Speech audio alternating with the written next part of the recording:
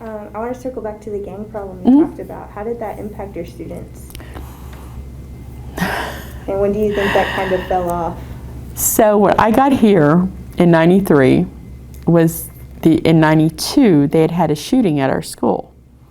And it was in the portables. And and again, this is just hearsay because I came the year after, but supposedly this lady, the teacher, kept really harping on this one kid. And he was from El Salvador. He was from a South American country where he had came from a very abusive place.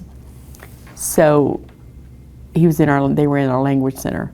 And then he brought a gun and he was going to shoot and kill that teacher. And unfortunately, the gun misfired or couldn't work. It didn't work for some reason. And she jumped out of the portable, off the porch of the portable, and twisted her ankle or broke her ankle or something like that. And he was coming after her, and it was this teacher's aide that, teacher's aide that stopped him and said, you don't want to do that. Don't do that. She ended up on Oprah telling her story about how terrible schools were and blah, blah, blah. And she didn't get any support. And then I heard that story. Well, I'm from East Texas. I had no idea where William James was. I didn't know this existed. It was only after I started working here that people told me, oh yeah, we went, we went there, my family. Oh, we went there. I'm like, why didn't y'all tell me? I didn't know that. So that was 93. So we did gang training probably for the next 6-7 years. We'd have where they'd come in and what we were looking for. Well, then the Latin Kings and the Bloods over a summer joined together to be one big gang. And then it was the Crips versus the Bloods and the Latin Kings. Our school was predominantly Bloods and Latin Kings. Everything you'd ever want to know. So when I first started teaching here, they told us that the computer randomly selected kids to be in my class. I'm calling BS on that because that's not true.